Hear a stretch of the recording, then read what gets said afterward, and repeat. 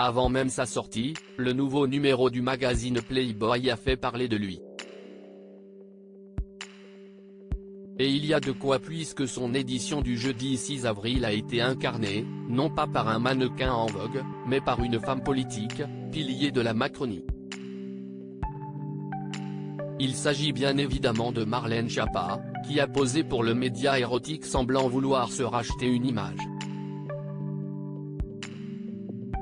La secrétaire d'État chargée de l'économie sociale et solidaire et de la vie associative a ainsi accepté de jouer le jeu en lui accordant une interview, mais aussi quelques clichés étonnants, non dénudés, quitte à encaisser les critiques. Mais le moins que l'on puisse dire, c'est que s'il y a bien un gagnant dans cette histoire, c'est le magazine Playboy, qui a l'air d'avoir retrouvé un nouveau souffle grâce à ce grand coup de communication organisé en 3 mois, en toute discrétion.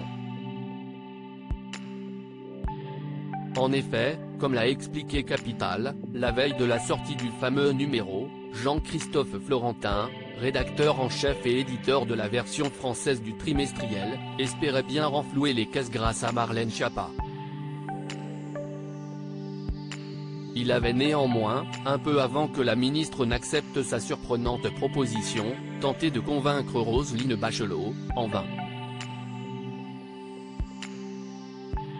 Nous vendons entre 25 000 et 35 000 exemplaires. Mais pour ce numéro, nous allons doubler notre tirage à 150 000 exemplaires, a déclaré le patron du journal dans les colonnes de Nos Confrères. Supérieur à Marlène Schiappa, Nicolas Sarkozy. Ces politiques qui ont renoué avec leur ex. Une première ministre devenue malgré elle l'attachée de presse de Playboy.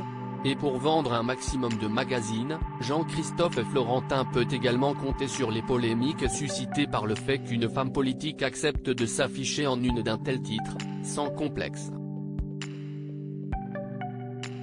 Il a d'ailleurs remercié, avec amusement, la première ministre, qui estimait que cette décision prise par Marlène Schiappa n'était pas du tout appropriée étant donné l'importante crise sociale que traverse le pays depuis que la réforme des retraites a été annoncée, en janvier dernier.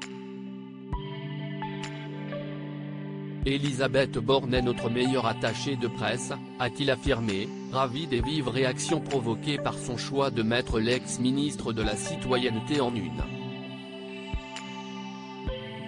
Article écrit avec la collaboration de 6 médias Crédit Photo, Borde Jacovid.